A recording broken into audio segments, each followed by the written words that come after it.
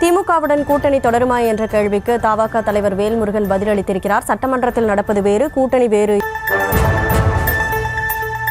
அதாவது சட்டப்பேரவைக்குள் மாண்புமிகு பேரவைத் தலைவரிடம் என் தொகுதியினுடைய வளர்ச்சிக்கு, தமிழ்நாட்டு மக்களுடைய முக்கியத்துவம் வாய்ந்த பிரச்சனைகளுக்கு கவன ஈர்ப்பு, நேரமில்லா நேரம், கேள்வி நேரங்களில் அவரிடத்தில் வாதாடி போராடி என் மக்களுக்கான உரிமைகளை பேசுவதற்கான நேரத்தை பெற்று என் மக்களுடைய பிரச்சனைகளை பேசுவதற்குத்தான் சட்டமன்றம். அதற்காக நான் போராடுகிறேன், வாதாடுகிறேன் சட்டமன்றத்திற்குள். ஆனால் தேர்தல் அரசியல் கூட்டணிக்கும் சட்டமன்றத்தில் நான் எடுத்து வைக்கிற எனக்கான நேரத்தை அதிகப்படுத்தி தாருங்கள் என்று கேட்டு பேரவைத் தலைவருக்கும் எனக்குமான மோதல் என்பது அது பேரவை வளாகத்திற்குள் நடப்பது மட்டுமே. இதற்கும் கூட்டணிக்கும் எந்த சம்பந்தமும் இல்லை. 26 தேர்தலில் திமுகவுடன் கூட்டணி தொடருமா?